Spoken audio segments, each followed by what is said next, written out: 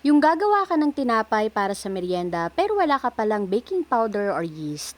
Sakto, may recipe ako na 3 ingredients lang ang kailangan, makakagawa ka na ng masarap na merienda na madaling gawin at sigurado magugustuhan ng mga bata. Gusto mo rin ba? Tara, luto tayo. Sa recipe na ito ay kakailanganin natin ng cheese. Kahit na anong klase ng cheese or kahit na anong brand ng cheese ay pupwede. Ito pala yung gagawin nating pang filling dito sa tinapay na gagawin natin. Next, sa isang kawali maglagay tayo ng milk. Pwede kayong gumamit dito ng fresh milk or evaporated milk. Pakukuluan lang natin ito at pag kumulo na nga, ahunin na natin sa kalan. At yung third ingredients na gagamitin natin ay all-purpose flour.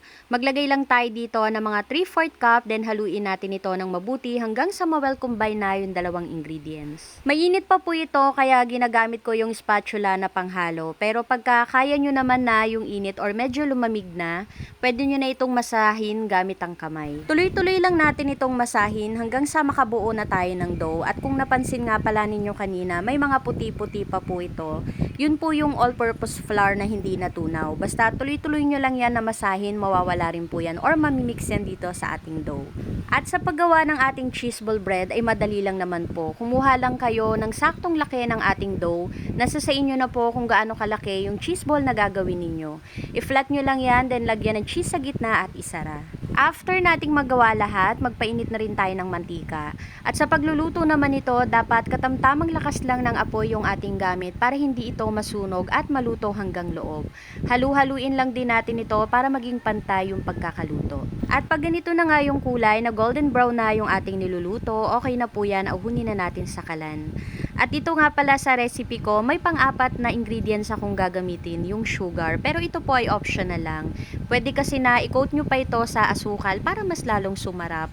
Or pwede rin naman na after na maluto, pwede nyo na po itong kainin. So kung nag-iisip ka ng merienda na madaling gawin at legit na masarap, try nyo po yung ating recipe ngayon. Gusto mo rin ba?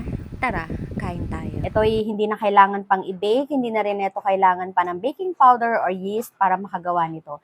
3 ingredients lang, may masarap na tayong merienda na siguradong magugustuhan ng mga bata. Ayan, tingnan yung cheese oh.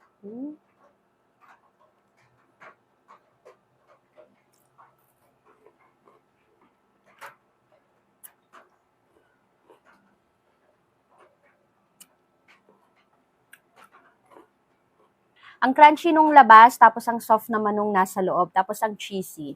So, kung nag-iisip po kayo ng madaling pang merienda, try nyo po yung ating recipe ngayon.